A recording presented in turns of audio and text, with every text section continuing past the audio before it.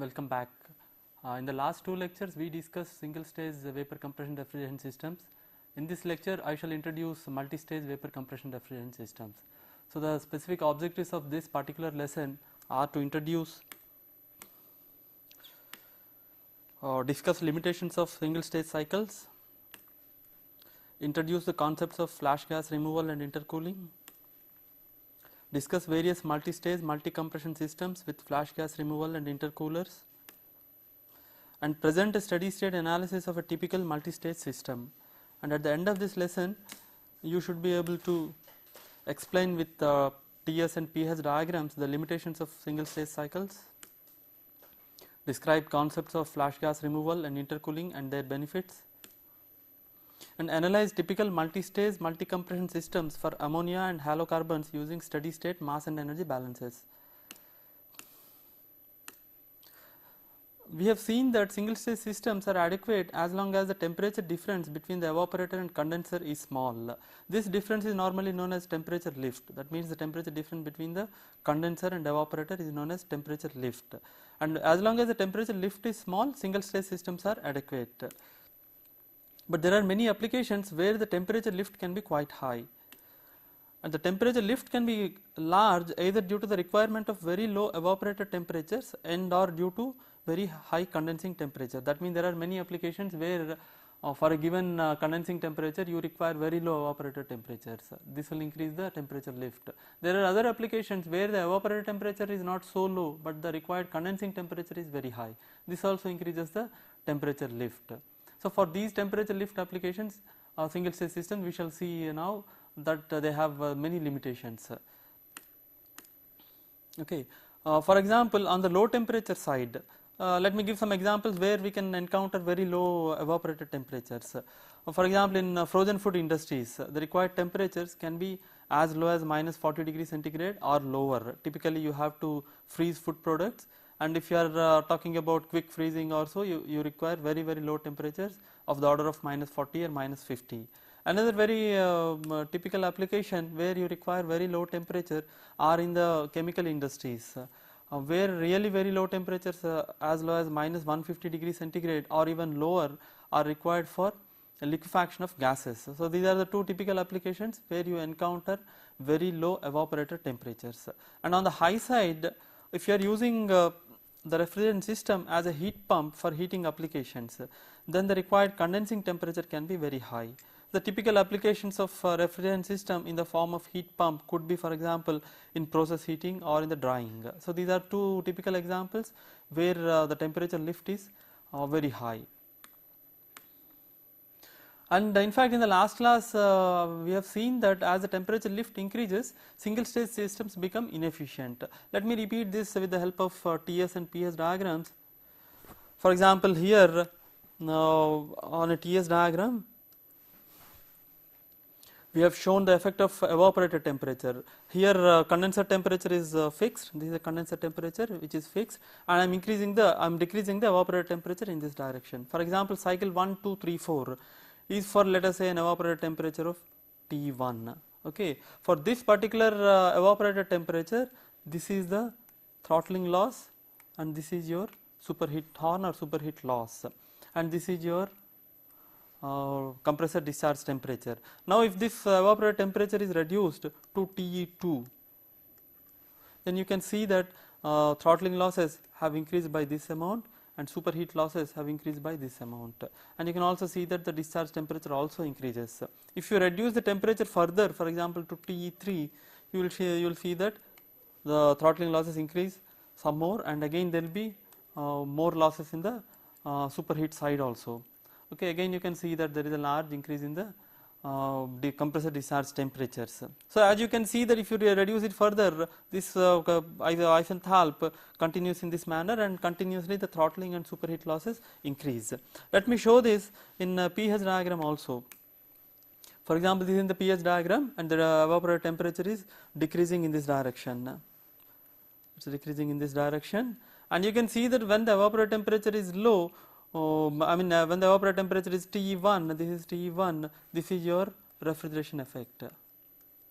Okay, this is our refrigeration effect, and this is the work of compression. Okay. So, when the evaporator temperature decreases, let us say to TE3, you can see that the refrigeration effect reduces, and what is more important is your work of compression increases considerably. Okay. This happens because the isentropic lines, they become gradually flatter as you move away from the vapor saturated vapor curve. You can see that this pressure line is much flatter compared to this one, which is flatter compared to this. So, as they become flatter, you can see that the work of compression increases. So, you can see that as you are reducing the evaporator temperature, refrigeration effect is reducing and work of compression is increasing. In addition to that, you can also see that since the pressures are reducing, the specific volume at this point, that increases gradually. So, what is the conclusion? So, the conclusion is for a given condensing temperature, as the evaporator temperature decreases, throttling and superheat losses increase, compressor exit temperature increases, amount of vapor at evaporator inlet increases. You might have noticed it from the PS diagram and TS diagram that the amount of vapor or the quality of vapor at evaporator inlet temperature increases as your evaporator temperature is reduced, and specific volume at compressor inlet increases. So, these are the negative effects of operating the system at very low evaporator temperatures. As a consequence of all this, you find that the COP of the system reduces considerably, and the refrigeration capacity also reduces, and the life of compressor decreases rapidly. Why does the life of compressor decrease? Because your compressor discharge temperature increases, so the lubrication becomes ineffective. That means the lubrication has to operate at very high temperature. So, this makes the lubrication ineffective. So, there will be more wear and tear. So, as a result, the compressor life reduces. So, these are the bad effects of operating a compression system at very high temperature lift or at very low evaporator temperatures. And performance also degrades as condenser temperature increases. That means if you are keeping the evaporator temperature constant and increasing the condenser temperature, you will find that performance is again decreasing. So, the summary is that single stage systems are not recommended when evaporator temperature becomes very low and or condenser temperature becomes very high. In fact, they become economically unviable when the temperature lift exceeds certain limit. In such cases, we have to use what is known as multi-stage systems. Generally, a single stage system is used up to an evaporator temperature of minus 30 degrees centigrade. This is a general industrial practice. So, as long as your evaporator temperature is above minus 30, single stage system is alright. And a two stage system is used between minus 30 to minus 60 degrees centigrade. And a three stage system is used when the temperatures fall below minus 60 degrees centigrade. And multi-stage systems are also used in applications requiring refrigeration at different temperatures. That means we use multi-stage systems when the temperature lift is very high. And another application of multi-stage system is when we require refrigeration at different temperatures. So, let me give an example of it.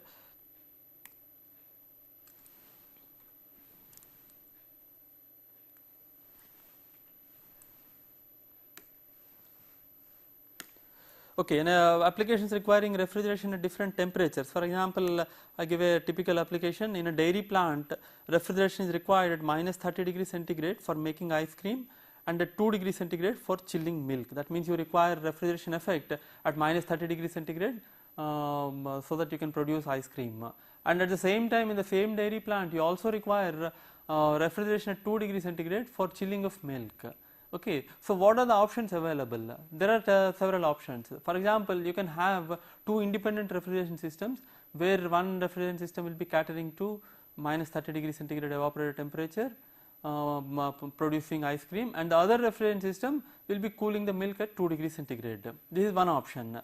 The other option is you can use a single refrigeration system where the evaporator is operated at minus 30 degrees centigrade, even though you really do not require minus 30 degrees centigrade for chilling the milk.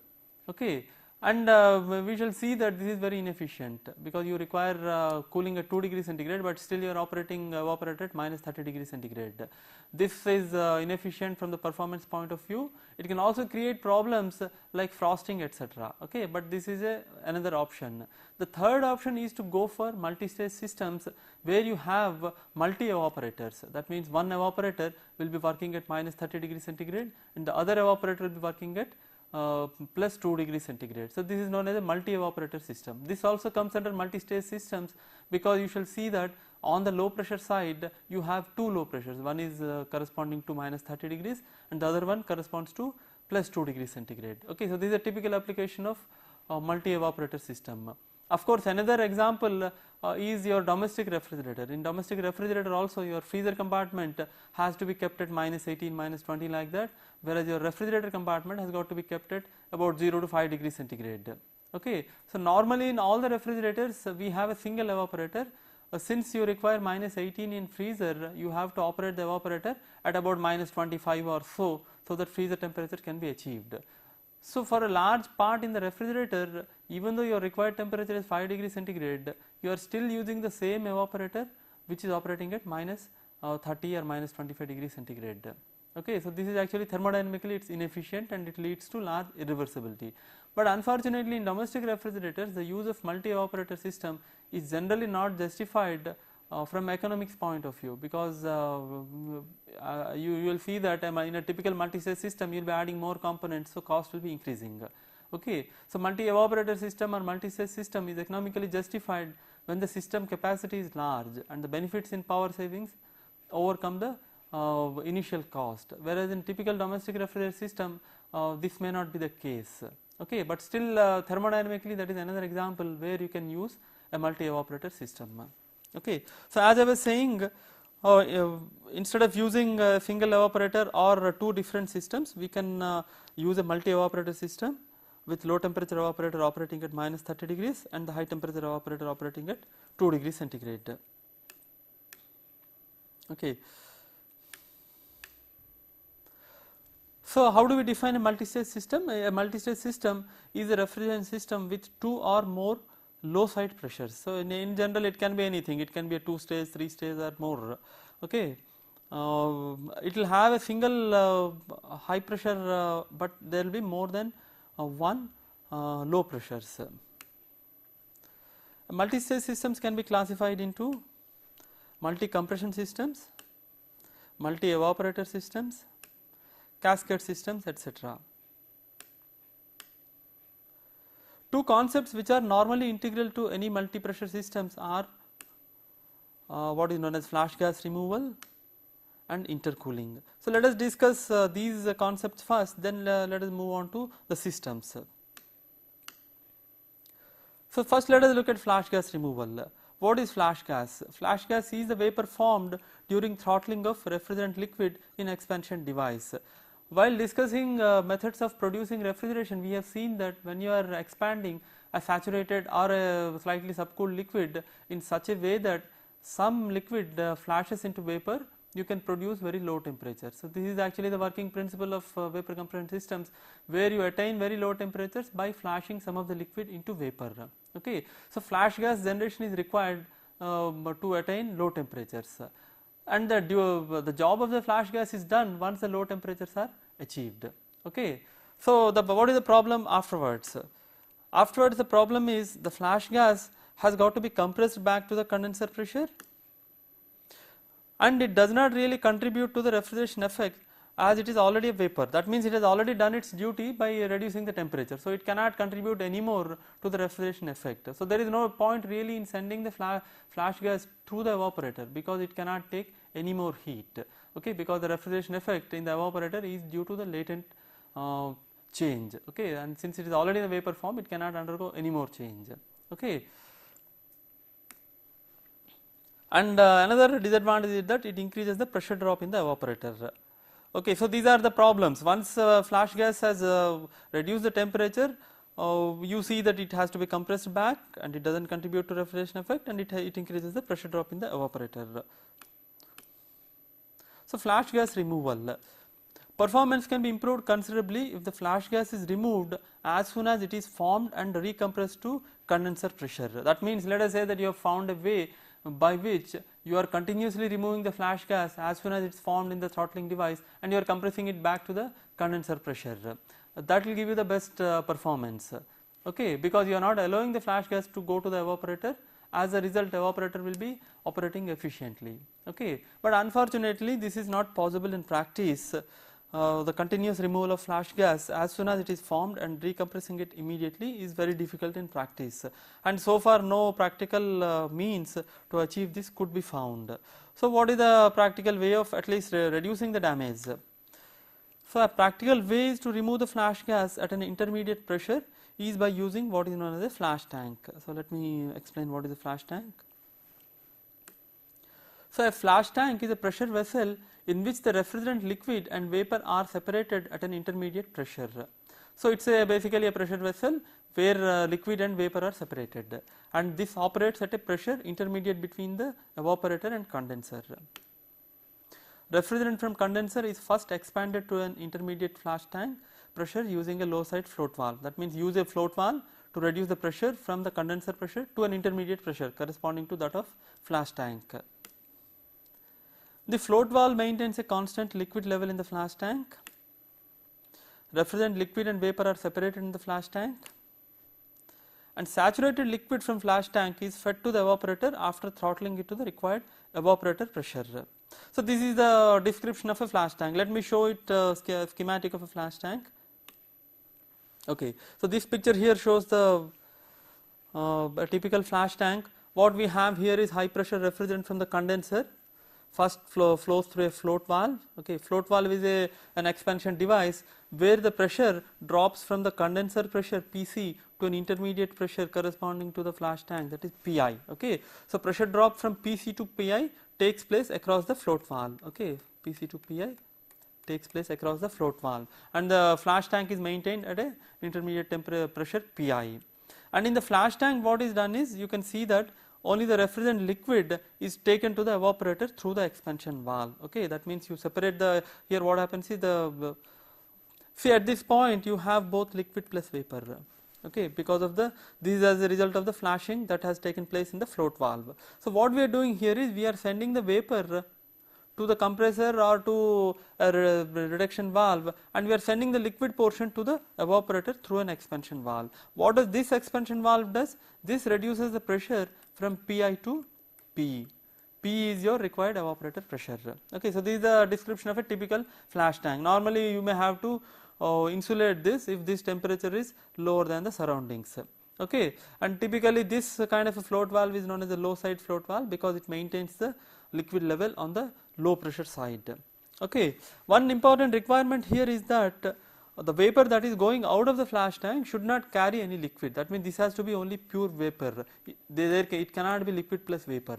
Okay, so to ensure that, what you have to do is you have to maintain the upward velocity of the gas or upward velocity of the vapor less than certain value. Okay, typically it is seen that if the velocity of the vapor at this point is less than about 1 meter per second, then the vapor cannot carry any liquid droplet. So what you have here is pure vapor. Okay, so you have to design the flash tank in such a way that you get a low temperature here. Okay, now let me show this process on pH diagram. So this is the process on the pH diagram. This is the inlet.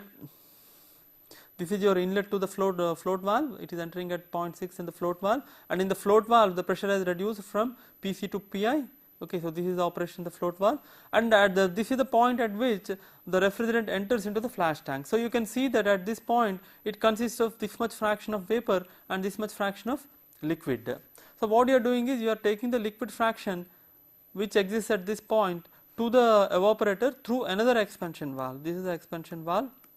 Okay, between the flash tank and the evaporator. Okay, so the saturated liquid goes to the evaporator, and the vapor that has formed at this point goes to either a compressor depending upon the system, or it may be reduced in pressure and again mixed with the low pressure evaporator gas. Okay, so one thing you can see is that if you do not have this flash tank and all, the quality at the entry to the evaporator would have been 9-. Okay, by using the flash tank you could reduce the quality considerably. So you can see that at the inlet to the evaporator 0.9 has more liquid than vapor compared to 0.9-.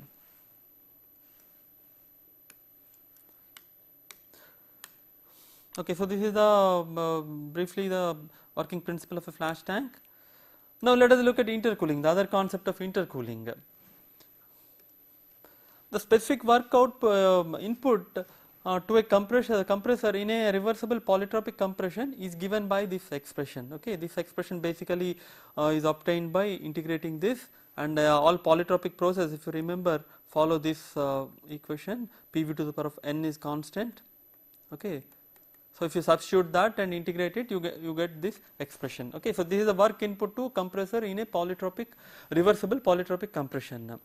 So you can see from this expression that the work input can be reduced if you reduce the specific volume V1. Okay, but normally you may not have any control on the pressures, because these are typically, for example, the high pressure may be decided by the condenser temperature, and the low pressure is decided by your evaporator temperature, over which you may not have much control. Okay, and N is a typical process parameter, and also it all depends upon the refrigerant. So you don't have much control on these parameters, but one parameter where you have some sort of a control is the specific volume at the inlet to the compressor, that is V1. Okay, so work input can be reduced if you are reducing V1. How can you reduce this V1? By reducing the temperature at this point. That means by cooling the vapor in between the compressions. Okay, so that is the principle of intercooling. This is very clear if you look at PV and PS diagram. So let me show the PV and PS diagrams. Okay, so on the PV and PS diagrams, process 1 to 2 dash, 1 to 2 dash is a single stage compression without intercooling. Okay, if you are not using any intercooling, this would have been the process. Okay, 1 to 2 dash. Okay, and the work done you will see is the area under this PV curve if the process is reversible. Okay, so integral VdP, that means the area under this PV curve will give you the specific work input to the compressor. Okay, and the same thing you can see on PS diagram. If you are not using any intercooling, 1 to 2 dash is the compression process, and the specific work input is H2 dash minus H1. This is without any intercooling. Okay, now if you are using intercooling, that means what you are doing is you are stopping compression midway at point some pressure 2, and you are cooling the refrigerant vapor. Okay, refrigerant vapor or the gas. Okay, so the temperature reduces, so specific volume reduces. Again at this point you are compressing back to the required pressure. So the process becomes 1, 2, 3, 4 with intercooling. Okay, that same thing is shown on the PS diagram. 1, 2 is the compression in the low stage compressor. 2 to 3 is the process of intercooling, and 3 to 4 is compression in the high stage compressor. Okay, so as you can see from this, there is a considerable savings in specific work. That can again be shown on this one. For example, with intercooling, what is the specific work input? With intercooling, specific work input is H2 minus H1. This is the work input in the low stage compressor, plus H4 minus H3. Okay, this is the work input with intercooling. You will see that H4 minus H3 will be much less than H2 dash minus H2. That means H2 dash minus H2 will be greater than H4 minus H3. This is because, as I have already mentioned, the isentropic lines on PS diagram become flatter as you move away from the saturated vapor dome. As a result, this enthalpy difference will be much less than this enthalpy difference. Okay, ultimately this will give rise to savings in specific work input. So this is the principle of intercooling in between compression stages.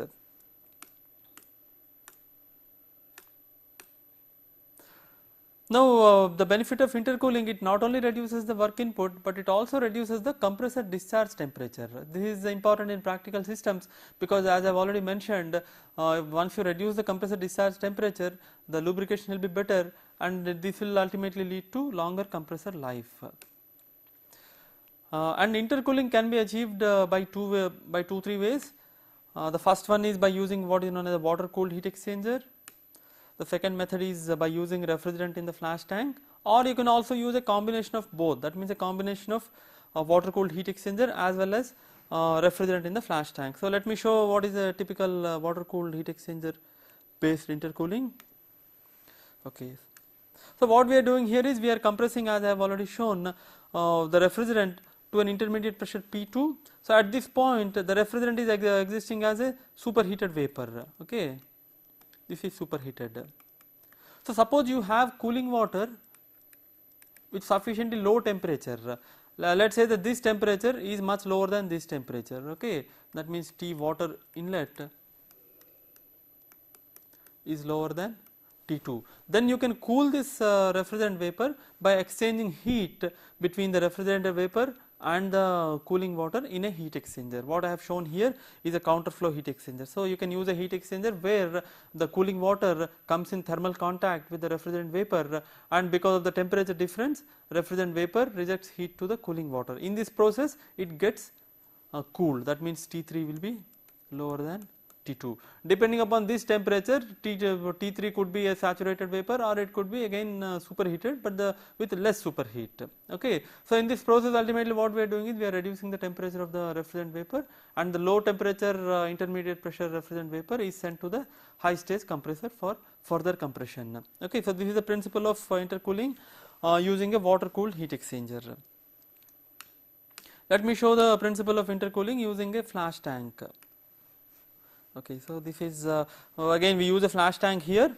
So what is done here is this superheated vapor from the low stage compressor is bubbled through this. Okay, so it will be bubbling, the vapor will be bubbled through the liquid in the liquid pool in the flash tank. Okay, as a result, since this temperature will be lower than this temperature, the refrigerant vapor gets de-superheated in this process. Okay, because the vapor bubbles come in contact with the liquid and their temperature reduces.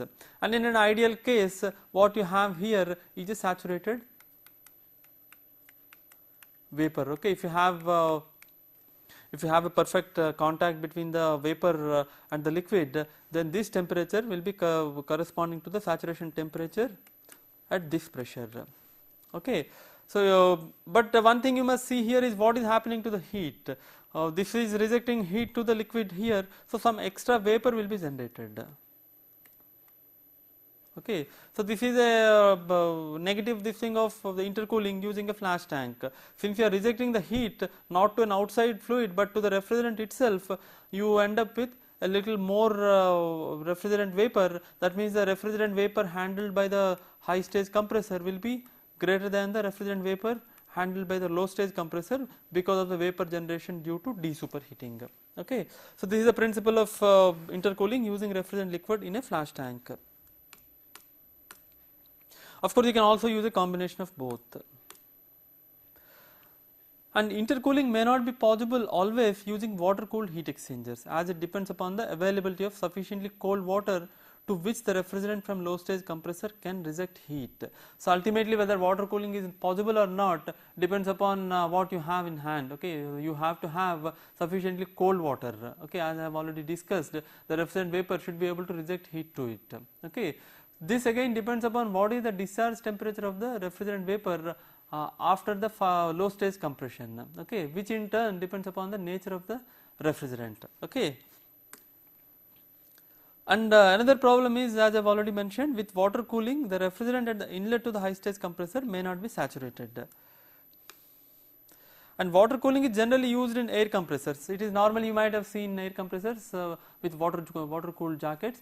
It is possible in air compressors because the discharge temperature in a typical air compressor is much larger due to higher Cp by Cv ratio. Okay. And intercooling using liquid refrigerant in the flash tank may or may not reduce the power input to the system. Okay, we will see why it may or may not reduce the power input.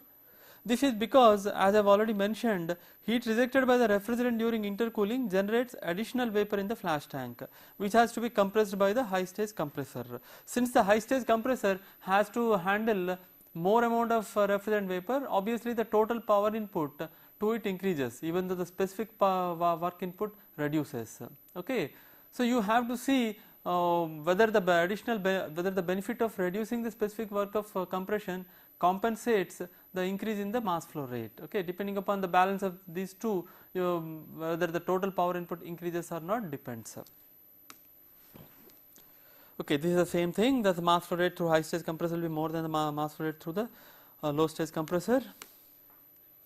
And total power input to the system, as I have already mentioned, decreases or not depends on whether the increased power consumption due to higher mass flow rate is compensated by reduction in specific work of compression or not. And it is observed that in ammonia systems the power input usually decreases with intercooling by liquid refrigerant. That means liquid intercooling using liquid refrigerant in the flash tank may be beneficial in ammonia systems. Okay, this is because of two reasons. First reason is for the same pressure ratio, the discharge temperature with ammonia is quite high compared to halocarbon refrigerants. Okay, so you have high discharge temperature. So there will be a large amount of de-superheating. At the same time, ammonia has large latent heat of vaporization. Okay, so the amount of vapor generated will be less compared to halocarbon refrigerants. Okay, so you will find that the benefit of intercooling is more than the disadvantage of generating more refrigerant vapor. Okay, but it is observed that in halocarbon based refrigerants such as R12 and R22, the power input marginally increases with refrigerant liquid intercooling. So intercooling using refrigerant liquid may not be very effective in the halocarbon based systems. And one problem common to any multi-stage compression system or multi-stage system is the selection of suitable intermediate pressure. But normally, as I have already mentioned, the evaporator pressure and condenser pressure are fixed by condenser and evaporator temperatures. But the designer has to decide what should be the intermediate pressure, okay, because that does not depend upon the application or the available of heat sink. So normally you have to optimize this intermediate pressure, so the total power input to the system is reduced. And it is observed that if you are talking about multi-stage compression using an ideal gas with a perfect intercooling, okay, then the intermediate pressure is the geometric mean of the low and high pressures. That means the intermediate pressure with perfect intercooling is simply equal to square root of the product of low pressure and high pressure. Okay, Pi optimum is P low into P high to the power of half. Okay, but it is observed that with real gases, especially with refrigerant vapors and all, you have to have a small correction factor. So normally people use this expression where the Pi optimum is given by Pe into Pc into Tc by Te to the power of half, where Pe and Pc are evaporator and condenser pressures, Te and Tc are evaporator and condensing temperatures respectively. Okay, so you have to add a small correction factor. Tc and Tr have got to be in absolute temperature scale. Now let us look at some systems. It is possible to devise a large combination of multi-stage systems. So I shall discuss very few systems. Okay, typical multi-stage systems. First system is that I am going to discuss is with flash gas removal and intercooling. First, let me describe this system. This system uses a combination of water cooling and flash intercooling. The superheated vapor from the water cooled heat exchanger bubbles through the refrigerant liquid in the flash tank. It is assumed that the vapor at the exit of flash tank is saturated. Okay, so now let me describe the system. This is a complete system. Okay, so you have all the components. Let me begin at this point. High pressure refrigerant liquid from the condenser first flows through a float valve, where its pressure is reduced to an intermediate value Pi corresponding to the flash tank pressure. Okay, and in the flash tank, liquid and vapor are separated. Liquid goes to the expansion valve here, where it is pressure is further reduced to the required evaporator pressure Pe. Okay, so if you have to notice here that what is going to the expansion valve is saturated liquid. Okay, and its pressure is reduced in the expansion valve to the evaporator pressure. In the evaporator, the refrigerant takes the heat load QE and it becomes a vapor. And this low temperature, low pressure vapor is compressed to the intermediate pressure using the low stage compressor, compressor 1. So you have to supply work of input Wi to the first compressor. Then this superheated vapor at the intermediate pressure is first cooled in the water intercooler from temperature T2 to temperature T3. Okay, so some amount of intercooling takes place in the water intercooler. Then further intercooling takes place in the flash chamber. As I have already mentioned, this is also superheated. So this superheated vapor bubbles through this flash tank. Okay, and where its temperature is reduced further. And if you are assuming that there is a perfect intercooling here, what you have here is a saturated vapor corresponding to this pressure. Okay, so what is the vapor here? Here the mass flow rate consists of three parts. First part is what is the vapor generated in this stage. Okay, that means the vapor fraction at this point. Then the mass flow rate of low stage compressor plus what is the mass generated here. Okay, so if you are writing this as M2, that is the mass flow rate of compressor 2, this consists of mass flow rate of low stage compressor plus mass of vapor at 0.7 plus mass of vapor generated. Okay, so this is higher than this. So this is compressed in the second stage compressor from the intermediate pressure to condenser pressure PC, and you have to supply work of compression W2 to the second stage compressor. Then this the entire mass is condensed in the condenser and heat is rejected QC, and the cycle continues. Okay, so now let me show this on PS diagram. Okay, so this is the process on PS diagram. What you have here is the condenser pressure, intermediate pressure, and evaporator pressure. Okay, so this is where you are taking in heat QE, and this is where you are rejecting heat QC. Okay, and this is the work input to the low stage compressor, this is the work input to the high stage compressor, and some amount of heat is rejected in the intercooler here, and this is your expansion in float valve, and this is the expansion in the expansion device. And as I said, if you are not using any of these things, your cycle, if you are with a single stage cycle, it will be something like this. Okay, so single stage cycle will be something like this. Now let us look at typical performance of this. How do you analyze the performance of this? So what we do here is we apply mass and energy balance across each component, and we assume steady state. Okay, that means basically we apply steady state steady flow energy equation, steady state steady flow energy equation. Okay, and we also assume that delta KE and delta PE they are negligible. Okay, under these assumptions we are carrying out this simple analysis. First let us take the flash tank. If you take a control volume across the flash tank, this is the mass balance, mass coming in is mass going out. Okay, and this is the energy balance, energy coming in is energy going out. Okay, then look at the expansion valve. Okay, this is the expansion valve between the flash tank and the evaporator. Mass balance is whatever mass is entering is simply leaving, and since this is an isenthalpic process, enthalpy remains constant. Okay, this is a throttling device. Then comes the evaporator. Again mass balance, whatever mass is coming has to go out, and this is the energy balance. This is the refrigeration effect. I am sorry, this is the refrigeration capacity, which is equal to mass flow rate of the refrigerant into the refrigeration effect. Okay, so this is these are the equations for flash tank, expansion valve, and evaporator. Similar equations you can find out for low stage compressor. Okay, this is the mass balance, this is the work input to the low stage compressor, which is nothing but mass flow rate through the low stage compressor m dot I into the work of compression. Okay, now if you are applying this to the energy and mass balance to the water cooled intercooler, this is a simple mass balance, this is the energy balance, this is the heat rejected to the water. Okay, heat rejected to water in the intercooler. Okay, now we apply this to high stage compressor. In the high stage compressor, this is the mass balance, this is the mass flow through the high stage compressor. You can as I have already explained, this will be much larger than this, and this is the power input to the high stage compressor, product of mass flow rate into specific work of compression for this compressor. And for the condenser, again same simple equations, mass balance, energy balance. Then float valve, this is again an isenthalpic process.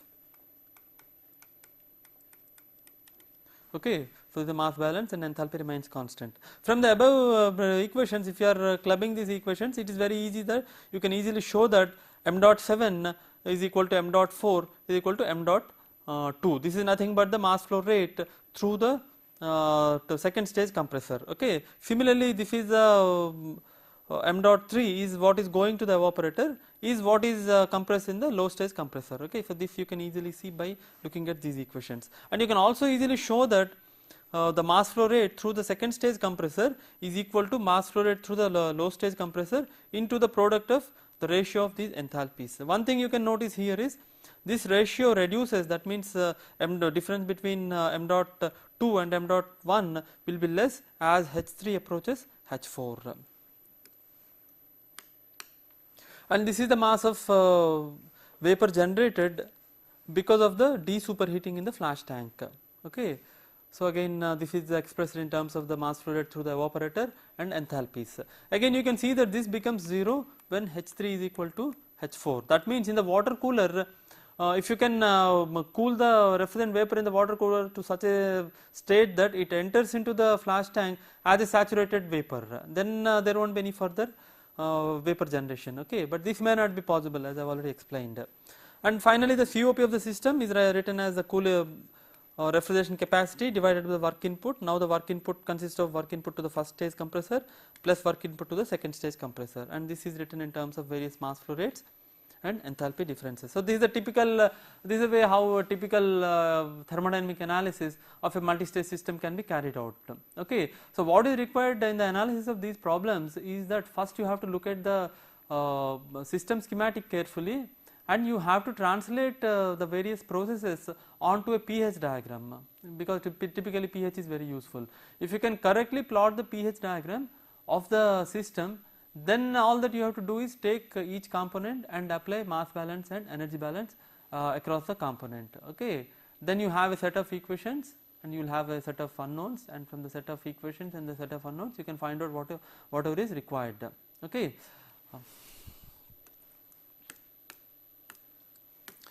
So as I have already mentioned, steady state performance is obtained by applying mass and energy balance across each component. Now what are the advantages of this system?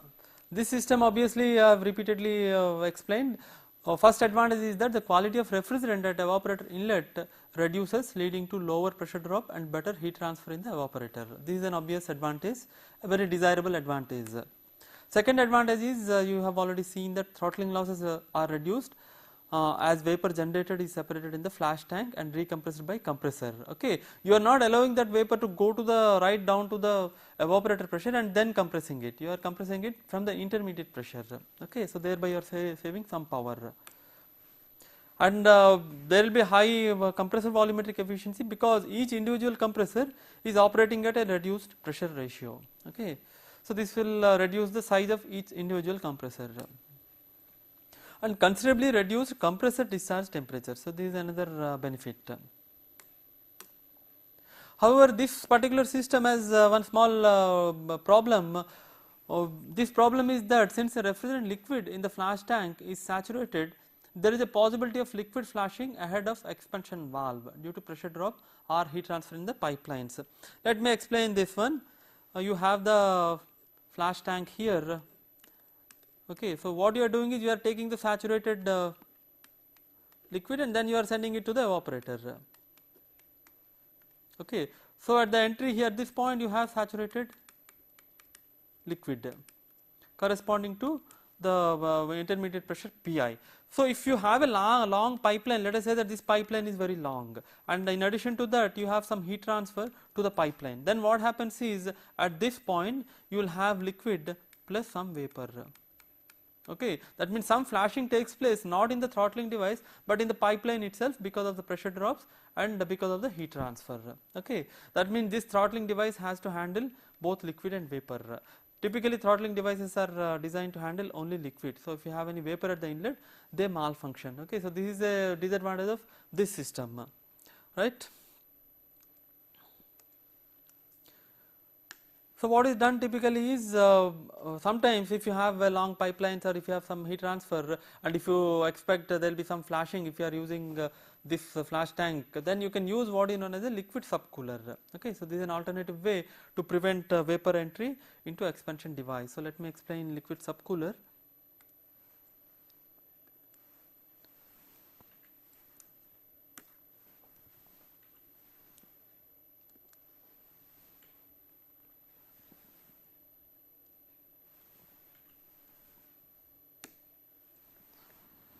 Okay, that is.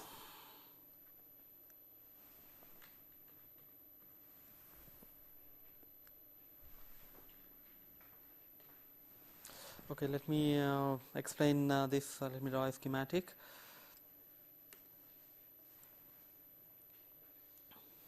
Okay, so what you have in a liquid subcooler is you have a flash tank here.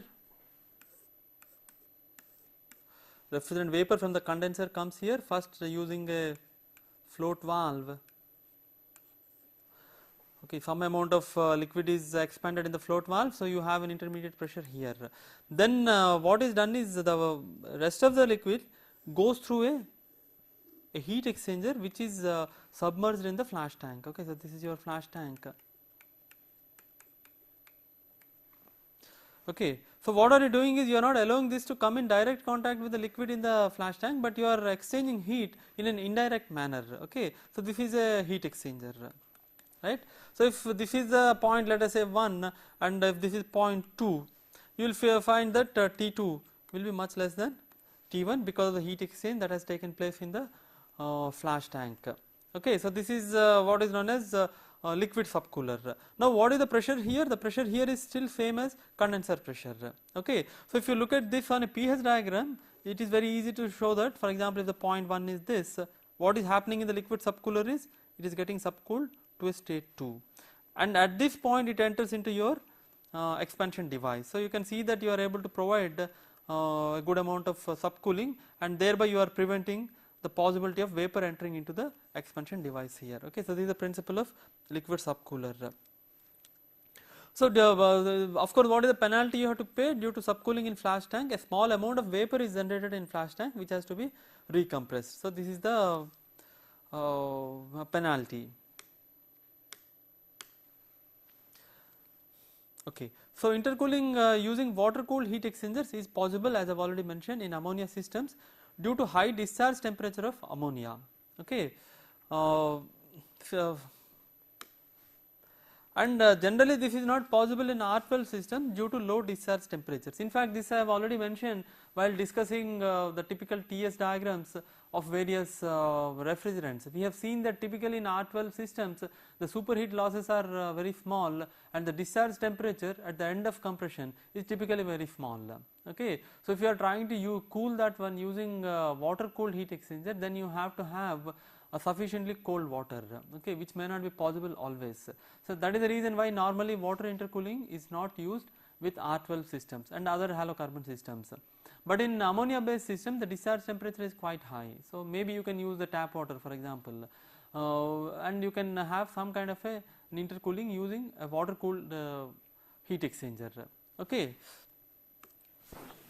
Now in R12 systems, in addition to this, we have already seen that intercooling using the liquid refrigerant is also not very effective, because if you remember I have mentioned that intercooling using refrigerant liquid increases the mass flow rate through the high stage compressor, okay, even though it reduces the specific work of compression. Okay, in case of halocarbon refrigerants, the rate of increase in the mass flow rate does not compensate the reduction in the specific work input, so as a result it is not effective. So normally in R12 systems and in other halocarbon systems, intercooling using water cooling or flash tank refrigerant is not used. So what is done here is the vapor from the low stage compressor is simply mixed with the vapor from the flash tank. Okay, this is a typical practice in halocarbon systems such as R12. Let me show that. Okay. So this is the typical intercooling system with R12. So what we are doing here is we are using a flash tank here normally. Okay, so this process is same as the compression system. You are taking saturated liquid from flash tank and evaporation process is taking place here. Okay, the difference is at this point what you are doing is the vapor from the low stage compressor, it does not go to here, does not go to this point. What you are doing is this you are mixing with the vapor from the flash tank. Okay, so these two vapors are getting mixed, this is getting mixed with this, okay, and you are getting a resultant vapor at this point. The same thing is shown on pH diagram. This is the exit vapor from the low stage compressor, this is the vapor from the flash tank, these two are mixed and the resultant condition is 0.4. At this point you are compressing it in a high stage compressor. Okay, so you can see that since you are mixing a superheated vapor with a saturated vapor, the condition to the inlet of the high stage compressor is also superheated. Okay, so you have a superheated vapor here, but this is alright here because typically the discharge temperatures are lower in R12 systems. Okay, so even though you have a superheated vapor at the inlet to the compressor, you do not lose much. Okay.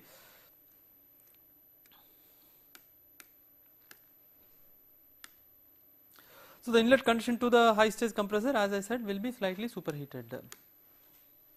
Now, let me describe another system, what is known as use of flash tank for intercooling alone. Okay. So, sometimes the flash tank is used for intercooling of the refrigerant only. Okay, it is not used for flash gas removal.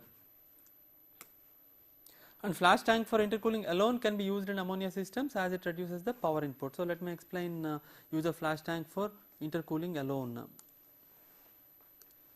So, what you are seeing here is you are not taking any refrigerant vapor from this point. Okay, so this you are not doing. So, whatever entering into this expansion device is straight from the condenser. Okay, so you are not using the flash tank for flash gas removal. Okay, so what are you using the flash tank for? You are using it for intercooling of the refrigerant vapor from the low stage compressor. That means this refrigerant vapor is bubbled through this flash tank and its temperature is reduced, and typically if you are assuming perfect contact, then you have a saturated condition at this point. Okay, so this process remains same as before, and only change compared to single stage system is at this point. So, obviously you can see that you are able to reduce the work of compression, okay, because these lines are flatter. Okay, in addition to that, this temperature will be much lower, much higher than this. That means T2 dash will be much higher than T4. So, the benefit is you are reducing the specific work of compression, and you are also reducing the discharge temperature. This is a typical problem in ammonia systems. Typically all ammonia compressors, due to this high discharge temperatures, they have water jackets. That means water will be running through these compressors, and they are cooled. The compressors are cooled so that the temperature does not go very high, because as I have already said, if the temperature becomes very high, lubrication gets affected, then life of the compressor gets affected. Okay. So, this problem becomes more severe as the temperature lift increases. So, when you have high temperature lift ammonia systems, you have to have intercooling, and you have to somehow reduce the discharge temperatures. Okay. So, even though you are not really bothered about the flash gas removal, if that is the case, then you can use this system. That means you are using flash tank only for intercooling, not for flash gas removal. Okay.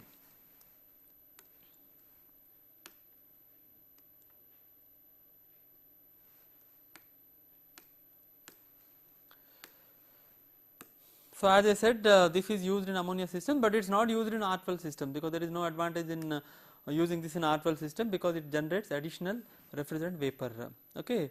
So, one thing you must notice here at the end of this lesson is that flash gas removal is desirable for all systems. Okay. Flash gas removal is desirable, whereas flash intercooling is good for certain refrigerants only. Okay. That means whether it is ammonia based system or halocarbon based system, if you are using a flash tank or some other device for removing the flash gas, it is always good and it is always desirable.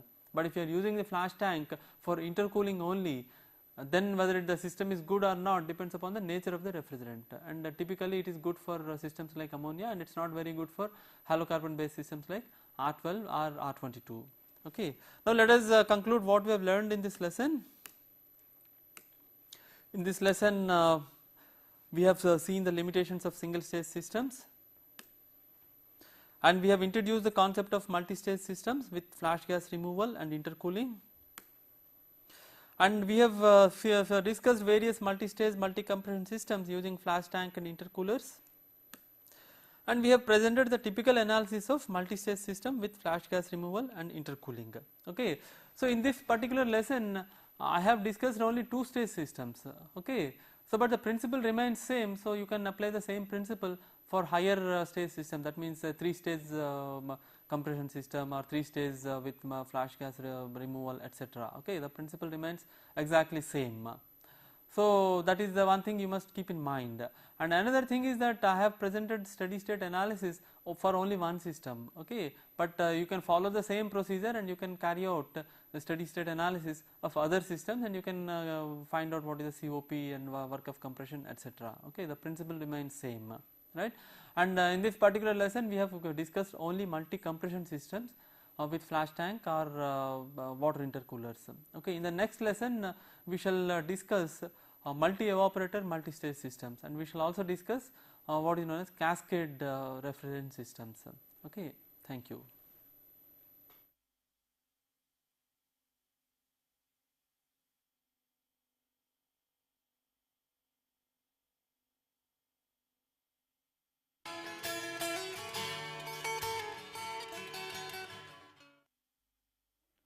Welcome back. In the last lecture I introduced multi-stage Vapour Compression Refrigeration Systems, and we discussed multi-compression systems with the flash gas removal, intercooling, etc. In this lecture I shall discuss multi-evaporator systems and cascade systems. So the specific objectives of this particular lesson are to introduce multi-evaporator systems, discuss performance of typical multi-evaporator systems with single and multiple compressors, individual and multiple expansion valves, and intercooling, and finally to introduce cascade refrigeration systems. So at the end of this lesson you should be able to explain the need for multi-evaporator systems, describe and analyze typical multi-evaporator systems with individual and multiple expansion valves, single and multiple compressors, intercooling, etc. and also describe and So what we have here is a simple single stage refrigeration system. So you can see that it is a single stage because there is a single pressure. That means this evaporator and this evaporator both are operating at the same temperature. That means there are only two pressures, one is condenser pressure PC, the other one is evaporator pressure PE. Okay. All that we have done is we have provided two evaporators. This will be catering to refrigeration load at minus 30 degrees centigrade, and the evaporator 2 will be catering to the refrigeration at plus 7 degrees centigrade. So external requirement is minus 30 and plus 7, but we are maintaining the evaporators, both the evaporators at minus 30 degrees centigrade. This is required because you are using a single compressor and you are not using any pressure reducing valve. So pressure at this point has to be same as pressure at this point. That means the temperature at this point should be same as the temperature at this point. This shows the schematic of a two-stage cascade system. As I said, you have high temperature cascade here and a low temperature cascade here. As I said, an example is in low temperature cascade you can use, for example, carbon dioxide, and here you can use ammonia. Okay. So they are not physically getting mixed. The only coupling between these two systems is in this cascade condenser. In the cascade condenser, as I said, what is a cascade condenser? Cascade condenser is nothing but the condenser of this low temperature system and the evaporator of this high temperature system. So both are clubbed together in a single component, and that component is called as cascade condenser. So carbon dioxide, if you are taking the example of carbon dioxide evaporates at very low temperature here. It is compressed, okay, and it condenses in this cascade condenser, and it rejects the heat of condensation to the refrigerant liquid, that is ammonia, of the high temperature cascade. Okay, in this process ammonia picks the heat from the carbon dioxide and it becomes a vapor that is compressed, and it is again condensed in the condenser and expanded, and the cycle continues. So you in principle you can have many stages. That means you can have another stage here. Okay, or